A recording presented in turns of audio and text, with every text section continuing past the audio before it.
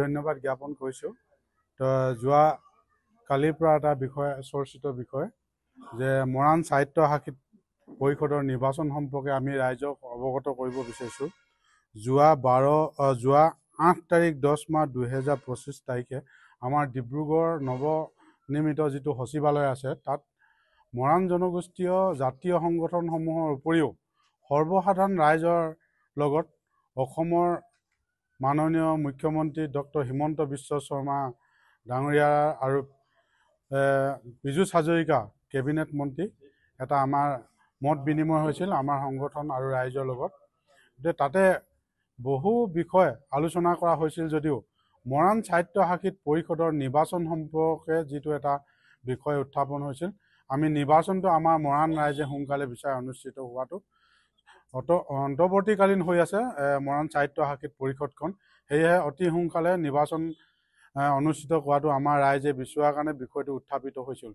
তাতে মাননীয় মুখ্যমন্ত্ৰী মহোদয়ে আমাক 12 তাৰিখে নিমন্ত্ৰণ কৰিছিল যে মৰাণ সভাৰ সভাপতি আৰু লগত দুজনমান প্ৰতিনিধিক লৈ গুৱাহাটীলৈ মাতি পঠাইছিল আৰু এই বিভাগৰ কমিশ্যনাৰ ছেক্ৰেটাৰী আছে তেখেতলোকৰ লগত আলোচনা কৰাই দিবৰ কাৰণে গোটেই প্ৰক্ৰিয়াটো সম্পৰ্কত আলোচনা কৰিবৰ কাৰণে। আৰু মাননীয় মুখ্যমন্ত্ৰীক আমি যোৱা 12 তাৰিখে লগ পালোঁ। দিনৰ বেলাত আমি লগ কৰিবলৈ সাক্ষাৎ কৰিবলৈ বিচাৰিছিলোঁ যদিও মটক জনগোষ্ঠীয়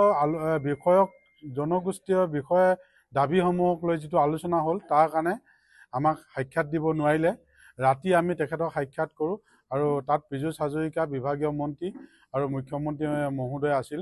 স্পষ্টকৈ কৈছে যে আমাক কাটৰ অনুৰোধৰ কাৰণে যিটো দাবী জনাইছিলোঁ সেইটো মৰাণ সাহিত্য সাহিত্য পৰিষদৰ প্ৰথমবাৰ নিৰ্বাচনৰ কাৰণে অহা বিধানসভা নিৰ্বাচনৰ পূৰ্বে যিকোনো প্ৰকাৰে অনুষ্ঠিত কৰাটো আশ্বাস দিছে আৰু বিভাগীয় মন্ত্ৰী পীযুষ হাজৰিকা দেৱক এই ক্ষেত্ৰত যাৱতীয় ব্যৱস্থাখিনি কৰিবৰ কাৰণে কমিশ্যনাৰৰ লগত তেখেতে পৰামৰ্শ আগবঢ়ায়।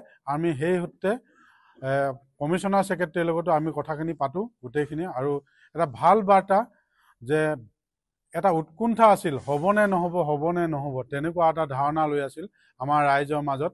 গতিকে সেইখিনিৰ কাৰণে যিটো তেখেতলোকে আশ্বাস দিলে তাত আমি আনন্দ প্ৰকাশ কৰিছোঁ আৰু সামাজিক মাধ্যমতে গোটেই কথাখিনি প্ৰকাশ পাইছে। আৰু ইতিমধ্যেও আমি প্ৰেছ বিজ্ঞপ্তিৰ জৰিয়তে অসমৰ ৰাইজক এই বাৰ্তাটো আমি ইতিমধ্যে দিছোঁ আৰু সকলো ৰাইজক ইয়াৰ জ্ঞাতাৰ্থে জনাব বিচাৰোঁ যে আমাৰ কাৰণে এটা শুভ বাৰ্তা যে মৰাণ সাহিত্য সাহিত্য পৰিষদখন মৰাণ জনগোষ্ঠীয় ৰাইজৰ কাৰণে এখন চৰকাৰ বুলি আমাৰ ৰাইজে অনুভৱ কৰে।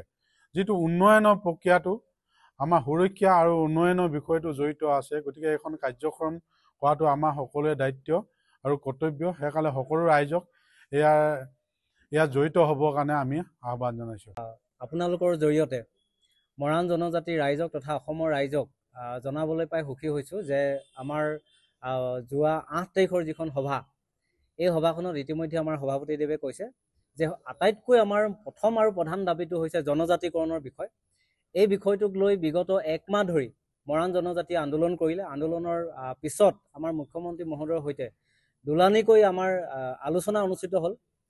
গুৱাহাটীতো আমাৰ আলোচনা অনুষ্ঠিত হ'ল, ডিব্ৰুগড়তো আমাৰ আলোচনা অনুষ্ঠিত হ'ল। আৰু সেই আলোচনাত মুখ্যমন্ত্ৰী মহোদয়ক আমি মৰাণ জাতিয়ে ঐক্যবদ্ধভাৱে জনজাতিকৰণৰ বিষয়টো বিগত 70টা বছৰে মৰাণ জাতিয়ে যিটো আমি অধিকাৰ বুলি ভাবোঁ, যিটো আমাৰ প্ৰাপ্য বুলি ভাবোঁ, এই অধিকাৰটোক লৈ এই প্ৰাপ্যটোক লৈ আমি বিগত 70টা বছৰে আমি সংগ্ৰাম কৰিলোঁ। আৰু এই সংগ্ৰামখন আমি কৈছোঁ যে অতি শীঘ্ৰে সমাপ্তি হ'ব লাগে আৰু আমাৰ যিটো প্ৰাপ্য জনজাতিকৰণ, এই জনজাতিকৰণটো হ'ব লাগে। আৰু এইটো আমি আচলতে মৰাণ জনজাতিসকলে জন্মসূত্ৰেই আমি জনজাতি হৈয়ে, কিন্তু আমি সাংবিধানিক স্বীকৃতি লাগে আৰু যিটো স্বীকৃতিৰ কাৰণে আমি বিগত 70টা বছৰে সংগ্ৰাম কৰিলোঁ। এই বিষয়টো উপলব্ধি কৰিবৰ কাৰণে মাননীয় মুখ্যমন্ত্ৰী মহোদয় গোটেই জাতিয়ে আমি যোৱা 8 তাৰিখে ডিব্ৰুগড় সচিবালয়ত অনুষ্ঠিত হোৱা সভাখনত আমি আহ্বান জনাম আৰু সেই আহ্বানৰ প্ৰতি সঁহাৰি জনাই তেখেতে ইতিমধ্যে আমাক কথা দিছে যে মৰাণসকলৰ জনজাতিকৰণৰ বিষয়টো অতি ক্ষিপ্ৰতাৰে আগুৱাই লৈ যোৱা হ'ব। আৰু আমি ৰিকুৱেষ্ট কৰিছোঁ যে এই অহা আগন্তুক যিখন বিধানসভা নিৰ্বাচন আছে, এই বিধানসভা নিৰ্বাচনৰ আগতেই যাতে আমাৰ মৰাণসকলক জনজাতিকৰণ কৰে। আৰু এই কথাটো আমি শেহতীয়াকৈ যিখন আমাৰ গুৱাহাটীত আমাৰ মুখ্যমন্ত্ৰী মহোদয়ৰ সৈতে আলোচনা হ'ল, এই আলোচনা কালতো মুখ্যমন্ত্ৰী মহোদয়ে আমাক স্পষ্টকৈ কৈছে যে আমি মৰাণসকলৰ জনজাতি বিষয়টো লৈ আমি অতি চিৰিয়াছ আৰু জনজাতিকৰণৰ সমস্যাটো যিকোনো কাৰণত আমি সমাধান কৰি দিম, এই কথাটো আমাক কৈছে। তো গতিকে আমি আশাবাদী আৰু পুনৰবাৰ মুখ্যমন্ত্ৰী মহোদয়লৈ আমি আহ্বান, অসম চৰকাৰলৈ আহ্বান, ভাৰত চৰকাৰলৈ আহ্বান, যিকোনো কাৰণত মৰাণসকলক জনজাতিকৰণ লাগিব। শেহতীয়াকৈ আমাৰ আপোনালোকে সকলোৱে জানে যে সভাপতিদেৱে ইতিমধ্যে কৈছে যে বিগত 5টা বছৰ আমি মৰাণ স্বায়ত্তশাসিত পৰিষদ পোৱা 5টা বছৰ হৈ গ'ল। 5টা বছৰেই আমি অন্তৰ্বৰ্তীকালীন এখন মানে আমাৰ স্বায়ত্তশাসিত পৰিষদ চলি আছে আৰু এই চৰকাৰখনৰ নিৰ্বাচন অনুষ্ঠিত হোৱাটো আমাৰ জাতিটোৰ এটা প্ৰাপ্য, জাতিটোৰ অধিকাৰ মৰাণ জাতিয়ে আচলতে বিচাৰিছে।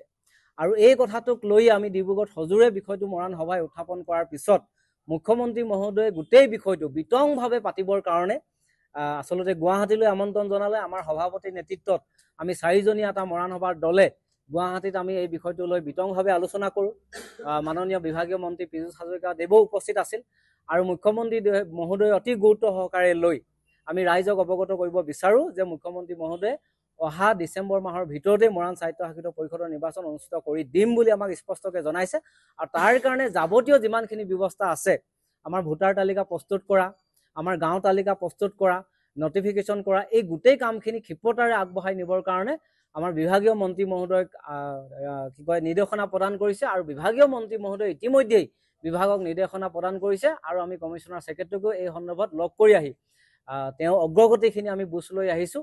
আৰু ৰাইজেও আচলতে আমি মৰাণ সভাও আমি সহযোগিতা কৰিম এই ক্ষেত্ৰত আৰু মৰাণ ৰাইজেও সহযোগিতা কৰিব। মৰাণ ৰাইজ আজি উৎফুল্লিত আৰু এই কথাখিনি আমি মৰাণ ৰাইজক আহ্বান জনাইছোঁ। অতি এটা গুৰুত্বপূৰ্ণ বিষয় আচলতে আপোনালোকে উত্থাপন কৰিছে যে মৰাণ স্বায়ত্তশাসিত পৰিষদৰ নিৰ্বাচন আচলতে বৰ্তমান মৰাণ স্বায়ত্তশাসিত পৰিষদৰ যিসকল বিষয়ববীয়া আছে তেখেতসকলে নিবিচাৰে নেকি? এইটো অত্যন্ত গুৰুত্বপূৰ্ণ এটা প্ৰশ্ন আপোনালোকে কৰিছে। আমি স্পষ্টকৈ এটা কথা ক'ব বিচাৰোঁ যে একাংশ মৰাণ স্বায়ত্তশাসিত পৰিষদৰ নেতাই মৰাণ স্বায়ত্তশাসিত পৰিষদৰ নিৰ্বাচন নিবিচাৰে, এইটো 100% সত্য। আৰু এটা কথা আমি আপোনালোকৰ জৰিয়তে এটা কথা ক'ব বিচাৰিছোঁ যে মৰাণ স্বায়ত্তশাসিত পৰিষদৰ যিসকল বিষয়ববীয়া আছে তেখেতসকলক বহুত বিশ্বাস আৰু আস্থাৰে বিগত সময়ত জাতিটোৰ হৈ তেওঁলোকে আগবঢ়োৱা আবেদনৰ স্বীকৃতিস্বৰূপে মৰাণৰ জাতীয় সংগঠনকেইটাই আৰু মৰাণ জাতিয়ে তেওঁলোকক মৰাণ স্বায়ত্তশাসিত পৰিষদৰ বিষয়বাব প্ৰদান কৰিবৰ কাৰণে অসম চৰকাৰক আহ্বান জনাইছিল।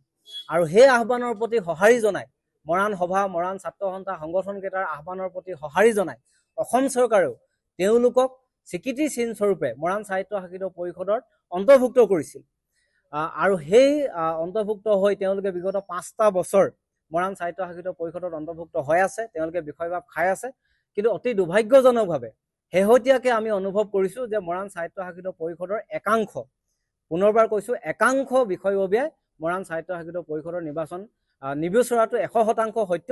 তো গতিকে এই সন্দৰ্ভত ৰাইজে আমাক বিভিন্নজনে প্ৰশ্ন কৰে আৰু আমি এই সন্দৰ্ভত ৰাইজক বিস্তৃতভাৱে অৱগত কৰিছোঁ যে মৰাণ জাতীয় সংগঠন, বিশেষকৈ মৰাণ সভা আৰু মৰাণ ৰাইজে মৰাণ স্বায়ত্তশাসিত পৰিষদৰ নিৰ্বাচন অতি শীঘ্ৰে বিচাৰে। কথাটো অতি গুৰুত্বপূৰ্ণ প্ৰশ্ন আৰু এই প্ৰশ্নটো আচলতে ৰাইজৰ প্ৰশ্ন, মৰাণ জাতিৰ প্ৰশ্ন। তো এটা কথা স্পষ্ট যে মৰাণৰ জাতীয় গণমঞ্চ যিটো আমাৰ ৰাজনৈতিক দল মৰাণ জনজাতি ঔৰসত জন্ম হোৱা এই দলটোৱে স্বতন্ত্ৰভাৱে মৰাণ ৰাইজে যিটো বিচাৰে, মৰাণ ৰাইজে যিটো ভাবে, স্বতন্ত্ৰভাৱেই মৰাণ স্বায়ত্তশাসিত পৰিষদৰ নিৰ্বাচনত অংশগ্ৰহণ কৰিব। কোনো ৰাজনৈতিক দলৰ লগত ইয়াতে এলায়েন্স নহয়, এই কথাটো স্পষ্ট। আৰু কেৱল মৰাণ স্বায়ত্তশাসিত পৰিষদৰ নিৰ্বাচনতহে অংশগ্ৰহণ কৰিব আৰু স্বতন্ত্ৰভাৱে কৰিব।